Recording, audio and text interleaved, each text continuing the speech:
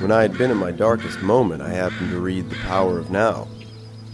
What Eckhart Tolle had to say about happiness had been the impetus to go on this journey.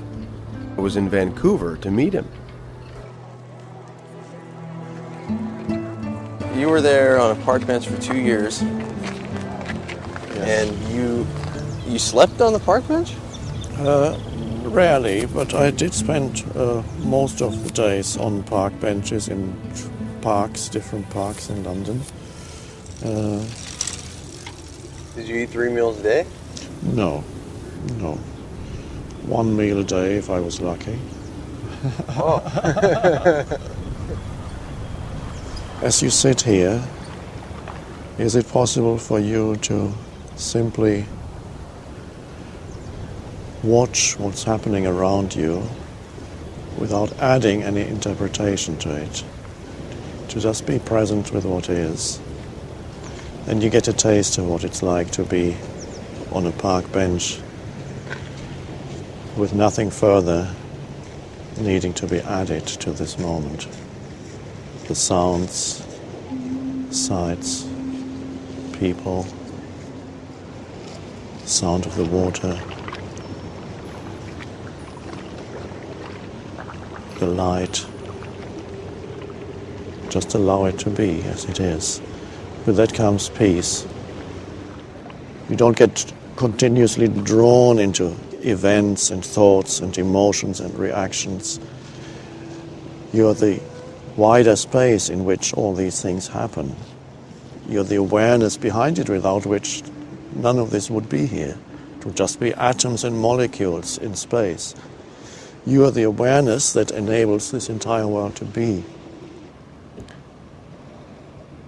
And so knowing that that is who you truly are, not through a concept, but through the actual realization of stepping back and allowing the phenomenal world to be as it is at this moment, allowing this moment to be as it is.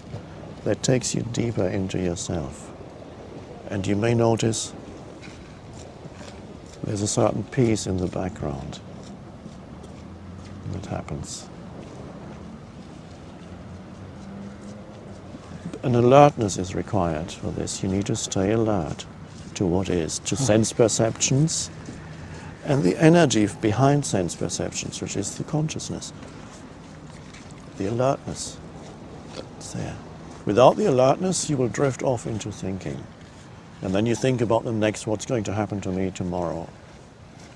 There is a place for making plans, but not right here on the park bench. This isn't the place for thinking about tomorrow, because you miss all this beauty and aliveness around you.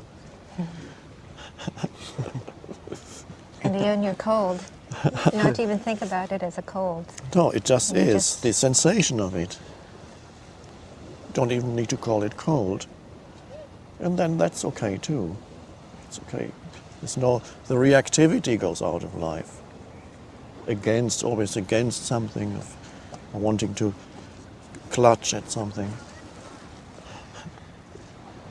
What about the search for meaning? Now, you notice that just a moment ago you were in that state of alert presence, and it never takes long for another thought to come in and ask a question, because thought cannot tolerate the state of presence. So it will always come in and say, yeah, but what about, I don't quite understand yet. Can you tell me, what does it all mean? So it wants to add something. It wants to control in some way by understanding what this all means. Now, if you can let go, just for a moment, not for the rest of your life, just for this moment, let go of the need to understand anything, so that you're truly present in this moment. So you don't need to do it for the next hour or the next 10 minutes, just right now. Just what is. But don't forget yourself, because you are the consciousness behind it. You are the space, the presence.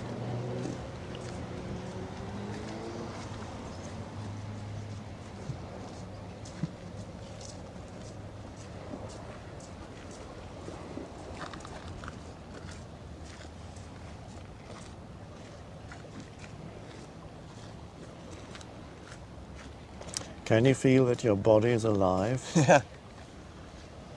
So stay with that feeling and then perceive. It's easier to perceive without interpretation when you can feel that your body is alive. You feel the inner aliveness throughout your body. So some of your attention is there. The rest is on the outside world. That roots you in the present moment. It anchors you in the present moment.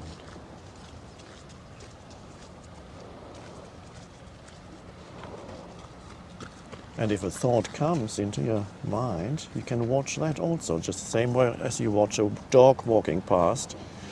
You can watch a thought arising in your mind, and you don't have to follow it to where it wants to go. So you simply watch the thought that arises in your mind and let it go in the same way that the dog walks past you. Or if you choose to, you can follow the thought, and then you can say, I just thought of another question. You can do that too.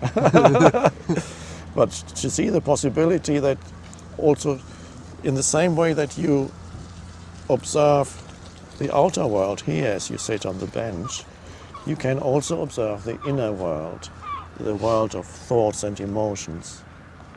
Thoughts want to arise continuously, and that's fine, that's what they do. But there's no need to get drawn into each thought that arises and immediately go with it to where it wants to go. Otherwise, you're always following every thought, like a dog following the scent. Does it matter which? No, it doesn't matter. You can experiment. You can experiment with thought. You can follow some thoughts, and you can watch other thoughts. You find out for yourself. You can play. You can see that you are bigger than your thoughts. You don't have to be dominated by your thoughts, because thoughts create lots of problems too, unnecessary problems, and they can obscure the aliveness of life at this moment. There are many people walking around here who are thinking about other things. They're thinking about the next one, they're thinking about tomorrow. But this is not the place for that. There is a place for planning and thinking about tomorrow, but why spoil the beauty of this and the aliveness of this with thinking about the next moment? Is that going to be better than this one? This is it. It's not going to get that much better. This is what could be more beautiful than this.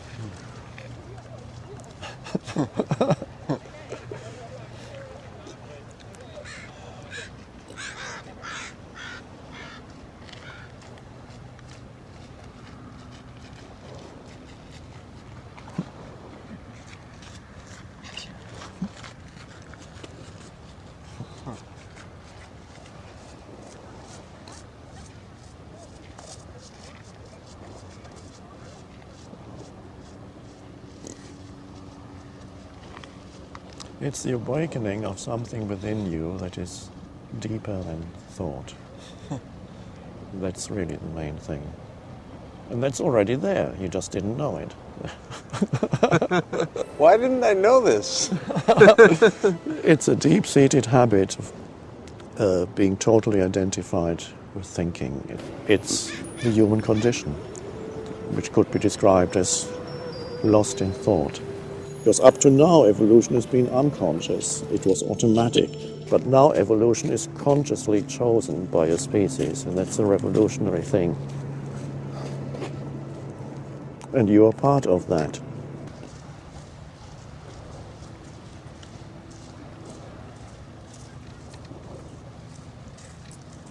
So I can still make movies, I can still have a girlfriend. Oh, yes. Even if I'm...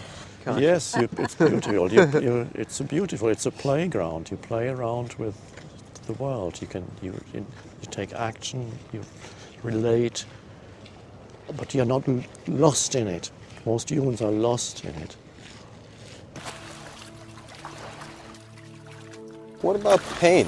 I mean, physical pain or emotional pain of losing someone?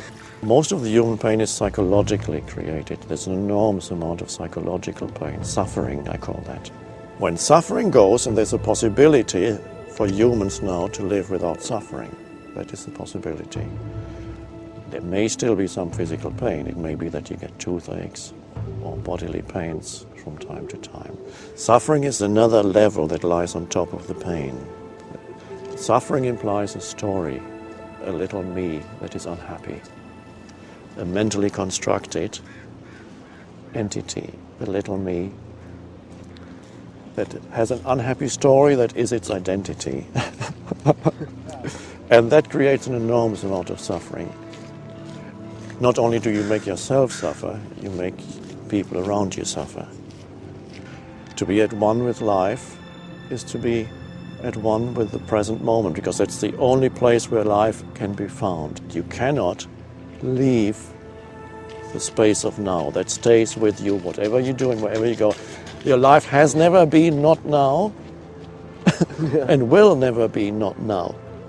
Are you making the present moment into an enemy some way, internally, through thinking about something that's nothing to do with now? I need to figure something out. Well, first of all, be here fully, and then whatever is needed in your life comes. It comes out of the power that dwells in the present moment, that most people overlook. There's an enormous power here, which is the power of life itself. And most people look for something and ignore this. And the power of life itself is inseparable from who you are in the depth of your being. Many times you will forget. But the moment you realize that you forgot, there's the possibility of saying, yes, I lost the present moment. And there's the possibility of choosing to re-enter the present moment. The first thing that happens when you re-enter the present moment, you become more aware of sense perceptions. You suddenly, there's a greater alertness. And then you become more aware of the aliveness in your body. You feel the life within. It's like the entire vibrational frequency of your body shifts when you become present. It's a different state of consciousness. More alert, more alive. And many times you will lose it. And then you'll remember. And that's good enough. Now then, don't believe the mind when it tells you, you can't do it now, you've got too much on your mind, you can't be bothered with the present moment. Yeah. Those are just thoughts. There's no need for you to follow those thoughts. Just watch them. They are thoughts that the mind throws up. You don't need to believe in them because they're not true. When the mind tells you, you can't be present now because you've got too much on your mind, then okay, you can say, okay, let's see if that's true. And then you feel, there's an aliveness in my hand, there's an aliveness in my body. There's beauty all around. And you become present again. Alertness, the alertness returns. And when there is time to think. Then you sit down and say, okay, let's think, what plane am I going to catch tomorrow? What time do I have to go to the airport? What do I have to do now? Pick up the phone, make a phone call? Fine, that's beautiful. You're not losing yourself in future. That's practical matters. And once you've done the practical matters, you've planned your next week, then you come back to the now. The inner transformation is not really about finding lots of answers to your questions, but finding a new relationship to thought, where not every thought seduces you anymore. And if a beautiful girl runs past and you find yourself following her, you don't have to think, I shouldn't be watching this girl because I'm spiritual now. No. If you can let go, just for a moment, not for the rest of your life, just for this moment, let go of the need to understand anything so that you're truly present in this moment. It's just right now. Just what is. But don't forget yourself, because you are the consciousness behind it. You are the space, the presence.